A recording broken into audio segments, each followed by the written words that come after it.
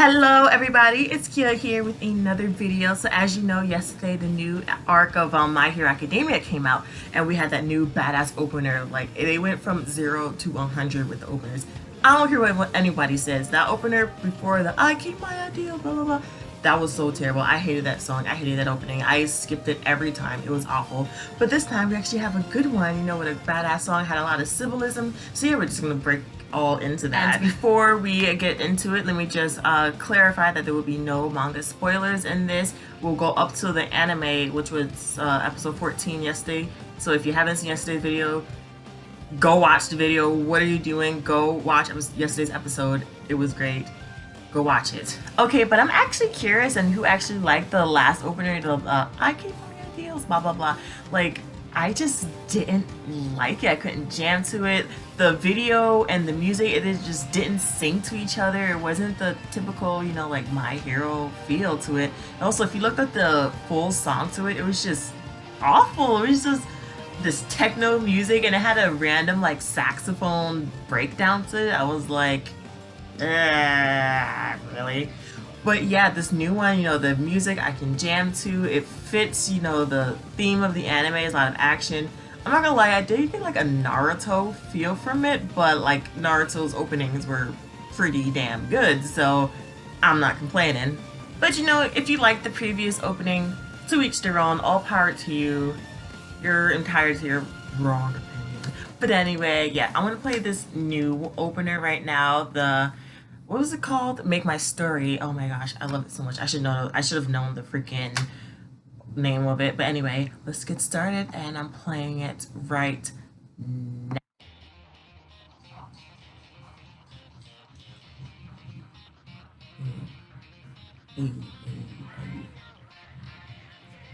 You see him wearing that hoodie and it blowing off. Like, he created that hoodie because he wanted to like be All Might. But now he's going to his own path. So I think that's what that showed. Like, him taking his own way. Oh my gosh, I love that little like All Might dad push, like pushing him into battle. Like, it's your turn, buddy.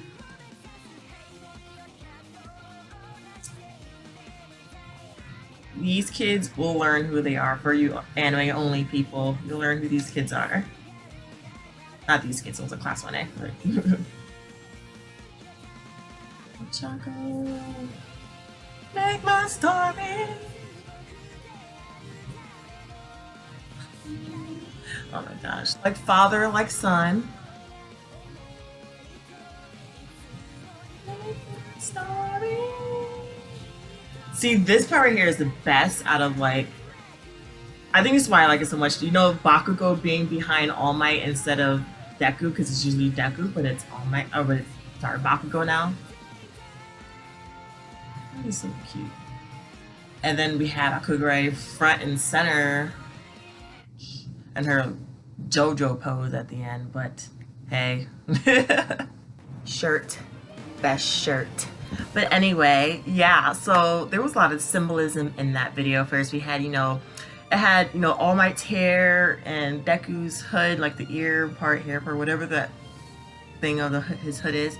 How it went from All Might's hair to Deku, like that's just showing the torch being passed on to him. And then of course, you know, his, like I said before, his hoodie flying off, that's him going his own path instead of copying All Might now. So I was just like, he is so grown up, guys. From like the first season, like I watched the first season the other day, how much he like cried. He cried like, the episode's 25 minutes, he cried for 20 minutes of it. Like, I was just like, eh. But yeah, I was just like, oh, he's grown so much, I'm so proud.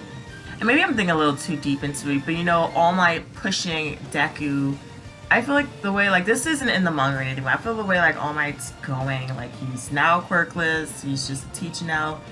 Like, I'm afraid All Might's gonna die, you know, eventually sometime in the series. And, you know, that little shove that he gave little Izuku was just him like, hey, you have to go on without me. I can't be there for you forever. I mean, of course, you know, he can't be there forever, but I mean, if All Might dies, it's kind of like, I can't even think of it right now. Like Jiraiya in Naruto, like when he died, I was just like, you know, and then it continued on to show parts of the exam for their hero license. I won't spoil anything for that, but they foreshadowed a lot of what's going to happen in the exam in that opening, which openings usually do. They foreshadow what's going to happen. You're like, blah, blah, nothing new. But yeah, like I said before, the most like part I loved the most was how it was Bakugo behind All Might, looking at All Might from behind, and then instead of, you know, Midoriya, because it's usually Midoriya, and then it just shows how they both look up to All Might. And it goes again from, like, you know, the frenemies of the anime generation. You know, there was Goku and Vegeta, and then we had Naruto and Sasuke, and now I feel like it's Midoriya and Bakugo. Like the whole like main character frenemies type thing is just cool to see from different generation. I know I'm old, I've been watching anime for years, but like I was just thinking about that, and I was just like, oh my gosh, I see where the creators were going with that. Another thing people were also talking about, how we had Hakugure there. She was front and center. Like, a lot of people said it was like, oh my gosh, confirmed the traitor. She's not the traitor, guys. Hakugure, she's just invisible. You can't put an invisible, there's 20 kids. You can't put an invisible girl in the back with 20 kids. Like, people who like love her are gonna be trying to find a pair of floating gloves in the back. Like, she is not the traitor. Not to mention, the students didn't even know where the hideout, not the hideout, we know where their training camp was. So how would she know? Not to mention, she was also knocked out from the gas. She got the worst of the gas attack.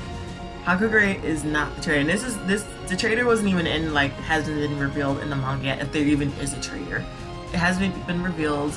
I'm just positive she's not the traitor. She was front and center because she's invisible, and you can't put floating gloves in the background with 19 other people. It's just common sense. Like, she's not the traitor. If you think she is, let me know why. Let me know why you think Hakugure is the traitor of the series. I don't believe it. I don't think it's a student.